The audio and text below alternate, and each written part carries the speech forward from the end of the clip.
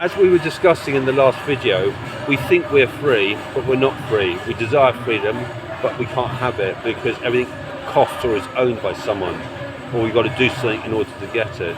We can't just do it. We can't even just roam across land because it's all owned by people or corporations or governments or councils. And therefore, we're restricted in life. Very, very, very restricted in life.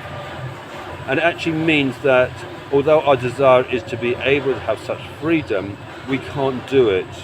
It's impossible. Now, a few years ago, before I came back to Krishna consciousness, I was living in Europe, and I thought I would try and live in a self-sustainable way.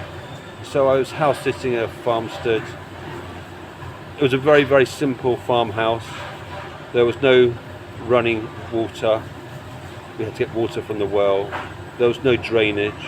There was a dry toilet, compost toilet outside. No bath, no kitchen sink. Simple electricity.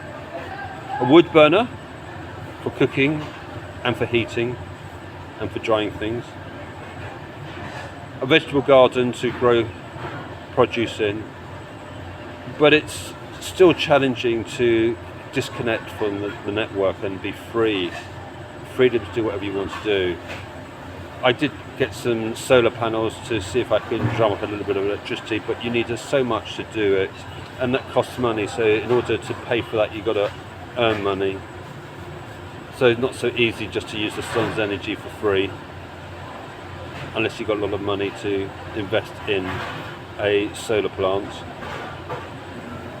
But it charged the mobile phone, it charged a few small little appliances, but it wasn't enough to make it sustainable. The vegetable garden was great, but it didn't provide enough food for every day-to-day life. The well, we had to break the ice in the winter. We had to try and warm it up in the winter as well. Not the well, but the water we take from the well, that is. But then you need electricity to do that as well. So it's not free, nothing is free in this world. Nothing is free. But it was a starting point. It was a good way of trying to live in a self-sustainable way to my capacity and what was available to me at that moment in time. Now, where can we go from this?